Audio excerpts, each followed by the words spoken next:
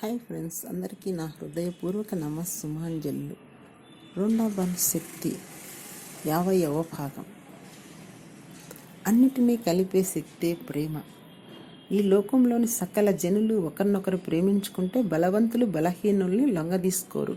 చాలామంది కొద్దిమందిని అణచివేయరు. ధనవంతులు పేదవారిని ఏడిపించరు. గొప్పవారు సామాన్యులను చిన్నచూపు చూడరు. కపటులు అమాయకులని మోసగించరు. మీ మంచి భావాలతో ఇతరులకు ప్రేమను పంచే అవకాశాలు మీకు రోజు వస్తాయి. మీరు ఆనందంగా ఉంటే మీ సమక్షంలోకి వచ్చిన ఎవరైనా మీకు ప్రేమను పంచుతారన్నది ఖాయం అన్నమాట.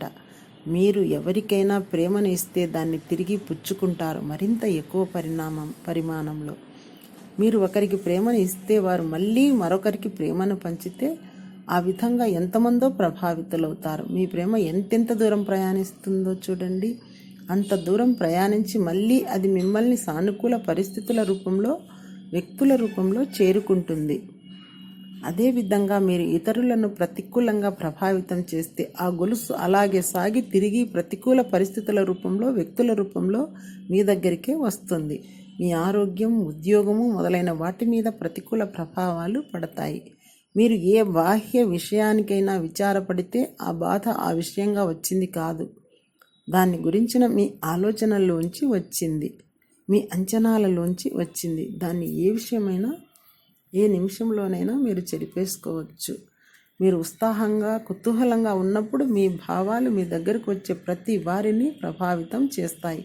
ఒక దుకాణంలోనో, బస్సులోనో, లిఫ్ట్లోనో ఒక నిమిషం కలిసినా మీ భావాలు ఎదుటి వ్యక్తిని ప్రభావితం చేస్తాయి.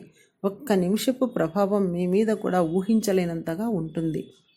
దయకు సంబంధించిన స్వల్ప చర్య అంటూ ఏమీ ఉండదు. ప్రతి చర్య ఒక తర్కబద్ధమైన, ముగింపు లేని తరంగ వలయాన్ని సృష్టిస్తుంది.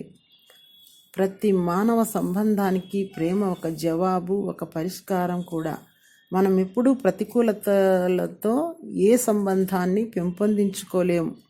మీ సంబంధాలను కాపాడుకోవడానికి సృజన పద్ధతి ఉపయోగించండి. ప్రేమ ఇచ్చి పుచ్చుకోండి. ప్రేమ తలుపులు తెరిచే శక్తి బీగాలు వాడండి.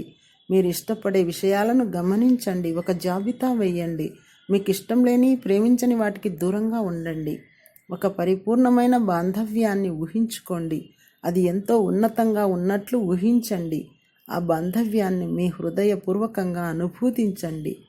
ఒక సంబంధంలో మీకు అయిష్టత ఉంటే అందులోని ప్రతికూలతను వదిలిపెట్టి తక్కిన విషయాలపై దృష్టి సారించండి. ప్రేమ మీకు ఏమైనా చేసి పెట్టగలదు. మీరు చేయవలసిందల్లా మంచి భావనలతో ఉండి ప్రేమను ప్రసరించడం. అప్పుడు మీ బాంధవ్యాలలో ఉండే ప్రతికూలతలన్నీ మాసిపోతాయి. ఇప్పుడే బాంధవ్యంలో ప్రతికూలత తలెత్తినా దాని పరిష్కారం ప్రేమే. ఆ సమస్య ఎలా పరిష్కారమైందో మీకు తెలియదు, కానీ మంచి భావనలతో ఉండి ప్రేమను ప్రసరిస్తే సమస్యలు తప్పకుండా పరిష్కారం అవుతాయి.